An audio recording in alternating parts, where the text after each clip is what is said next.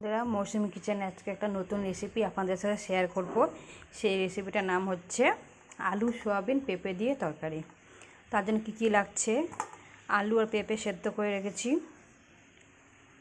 একটা টমেটো, আদা, লঙ্কা, রসুন, জিরে, পেঁয়াজ কেটে রাখা আছে, সাদা তেল, সোয়াবিন, হলুদ, লবণ আর গরম মশলা আর পরিমাণ মতন জল। এই উপকরণ দিয়েই আমি তরকারিটা রান্না করে দেখাবো। আমি কড়াইটা গরম করতে দিয়েছি, এর মধ্যে আমি সাদা তেলটা দিয়ে দেব।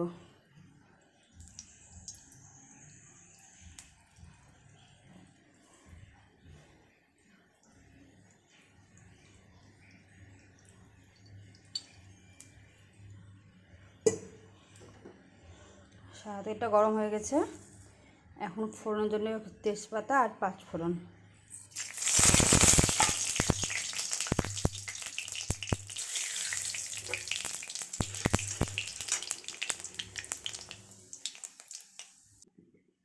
এবার আমি পেঁয়াজটা দিয়ে দিচ্ছি তেলে। পেঁয়াজটাকে লাল করে ভেজে নিতে হবে। হালকা ব্রাউন হয়ে গেছে, পেঁয়াজটা ভাজাই হয়ে গেছে। এর মধ্যে আমি মশলাটা দিয়ে দেব। লঙ্কা, আদা, রসুন, টমেটো পেস্ট করে রেখেছি, এটা দিয়ে দিলাম।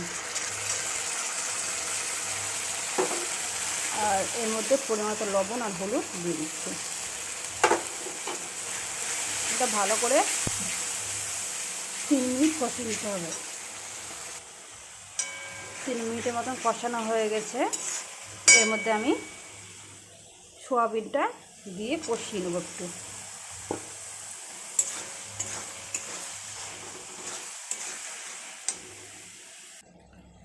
এর মধ্যে আমি পেঁপে, আলু সেদ্ধ করে রাখা সেটার মধ্যে দিয়ে দিচ্ছি। এটা দিয়ে একটু কষিয়ে নিতে হবে আর একটু। তরকারিটা কষানো হয়ে গেছে, এবার আমি এর মধ্যে জলটা দিয়ে দেব।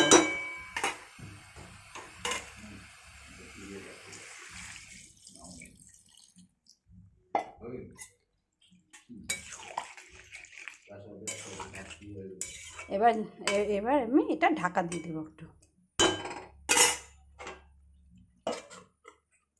ঢাকা দিয়ে 5 মিনিট পর আমি নামাবো। এখন তরকারিটা হয়ে গেছে, এবার তরকারির মধ্যে গরম মশলাটা দিয়ে দিচ্ছি। এই যে গরম মশলা দিয়ে দিলাম, এটা একটু নেড়ে চেড়ে নামিয়ে নেব।